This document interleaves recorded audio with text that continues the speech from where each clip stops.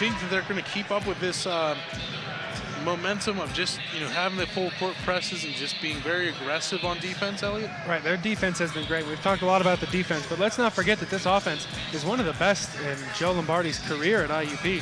They're right now second in the PSAC, 41st in Division II, averaging about 83 points a game, which is the best scoring mark in Joe Lombardi's career. Mostly led by guys like Foster and Miller, but Shondale Jones, one of the very important bench players to transfer in this season. Jones at the line, making his first shot. IUP now on a 7-0 run over the last 2.5 minutes. Edinboro hasn't scored a point in almost 3 minutes.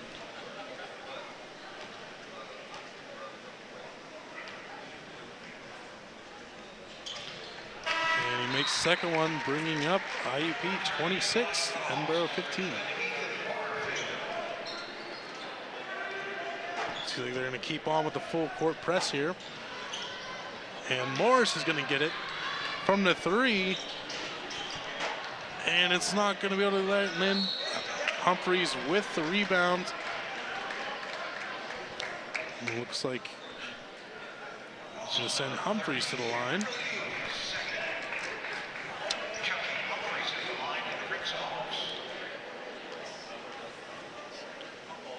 Of course, Chucky Humphreys, the 6'6" forward, the senior, who sustained a hand injury. That's why he's shooting only with one hand here. He's able to make the second one. An 11-0 run in the last 3:56. Edinboro hasn't put up a point in over 4 minutes. And Armani Foster able to get a hand on a breakaway going in. Oh, and just the Edinboro player, Freeman, going to get called a foul on. Just him trying to stop that play there. And, Foster wasn't able to get the bucket there, even with some assistance from Chucky Humphreys. But it's still going to send him to the line, which, Foster's just as dangerous at the line as he is with an open net. So, right, sending him to the net is, he's done extremely well over the last few games. He's averaging 9 trips to the line in each game over the last 7 games. And he was near perfect against Gannon, going 14 for 16 in his big game. And he was perfect, 12 for 12 against UPJ from the line. And now it looks like he will get an open chance.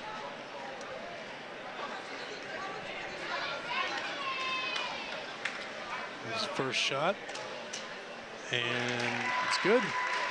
Again, no surprise there from Armani Foster.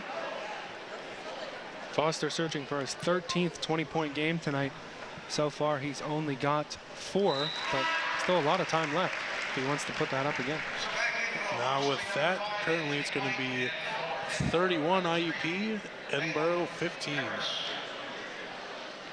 So you were asking when would that moment be when they would start to really pull away. We've certainly seen that over the last couple of minutes as Edinboro's offense has just completely stalled out, only shooting 35% now. They haven't made a 3 all night and haven't scored a point in nearly 5 minutes. Exactly, here with about 6 minutes, 12 seconds left from the first half. It's going to be interesting how they're going to go in and definitely go into halftime and try to just change up their formula and try to fight back against this IUP team. Miller with a quick shot there, lands it. It's going to bring it up to IUP 33. Simpson looking to go in. Passing it over to Freeman. Freeman back to Simpson. Back to Freeman. Freeman going, looking in. Staunch with, they're not able to make it in right on the shot clock. Believe he did beat the buzzer. Nice job to break the scoreless streak for Edinboro. There'll be 3 for Freeman. Simpson getting a little hard there with Humphreys.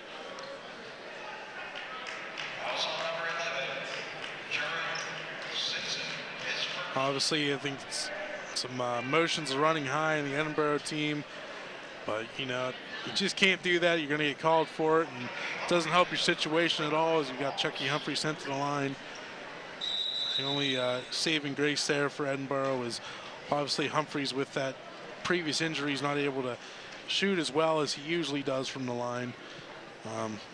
As you see here, he'll use his one hand Yeah, heavily bandaged on that injured hand so far. We were curious as to whether he came back a little too soon, but his gameplay has been good enough that I can see why he came back when he did from that injury, even if his mobility is going to be a little more limited until we hit the postseason.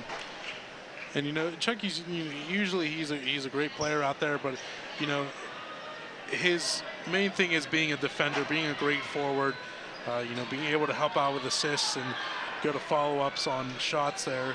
So him not being able to best the free line is not the biggest deterrent to his game.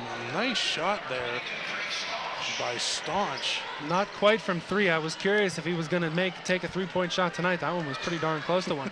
But going back to Chucky Humphreys, I think right, and it feels like Trey Staunch has been around forever. Ever since I started here as a freshman, I remember one of the first games I called was with Edinboro, and Staunch has just played the same game for as long as he's been eligible. And I mean, honestly, it's just something you don't see very often, like we've been talking about. And I'm sorry, I lost my train of thought there. That's fine there. I was just thinking, maybe, he's practicing a little bit with his mom, a little bit before the game, a nice family activity there. So you see we get a nice shot here of us here calling the game proudly for IUP TV Sports. Staunch will go to the line. Yeah, you see that a lot with some of these players. That basketball is just in their blood. Either their mother played in his case, or they would have dads in basketball, or something around their family that they've just been in basketball and just really interested in the sport for their entire lives. And that's really a big piece of how you can get so good at this level, is just having all the practice in the world from when you were young.